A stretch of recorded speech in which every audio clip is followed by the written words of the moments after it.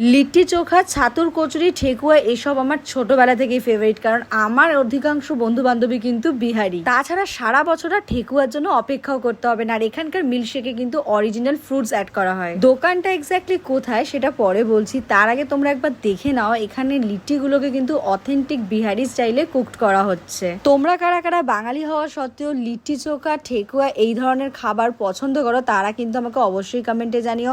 আর এখানে লিট্টিগুলোকে কিন্তু প্রপার ঘিয়ে চুবিয়ে সার্ভ করা হচ্ছে, আর সাথে থাকছে ঝাল ঝাল খাট্টা খাট্টা গ্রিন চাটনি, বেগুনের ভর্তা। 4 পিস লিট্টি, বেগুনের ভর্তা উইথ গ্রিন চাটনির দাম পড়েছিল মাত্র 80 টাকা। আর এই বেগুনের ভর্তা দিয়ে লিট্টিটা খেতে জাস্ট মারাত্মক লাগছিল, আমার কিন্তু ভীষণ ভালো লেগেছে।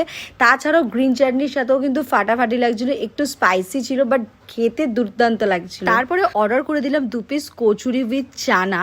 আর এখানকার এই কচুরিটাও কিন্তু একেবারে বিহারি স্টাইলে তৈরি করা হয়, ছাতুর পুর ভরে। ছাতুর পুর ভরা কচুরি আর এই চানার তরকারিটা আমার কিন্তু খেতে বেশ ভালোই লেগেছে। একেবারে অথেন্টিক বিহারি স্টাইল টেস্ট কিন্তু আমি এই খাবারগুলোতে পাচ্ছিলাম। তারপরে আমি ট্রাই করে নিয়েছিলাম আমার অল টাইম ফেভারিট ঠেকুয়া, আর ঠেকুয়াটাও কিন্তু খেতে বেশ ভালো লেগেছিল আমার। আর এখানে একটা ইন্টারেস্টিং পার্ট হলো এখানকার মিল্কশেকসে কিন্তু অরিজিনাল ফ্রুট দেওয়া হয়, আর এই মিল্কশেকসটা খেতেও কিন্তু ভীষণ ভালো লেগেছিল। আমি নিয়েছিলাম মাস্ক মেলন মিল্কশেক। দোকানের নামটা হচ্ছে লিট্টি ঘর, অ্যাড্রেসটা আমি স্ক্রিনে দিয়ে দেবো। ভিডিওটা ভালো লাগলে লাইক, ফলো, শেয়ার করে দিও। টাটা।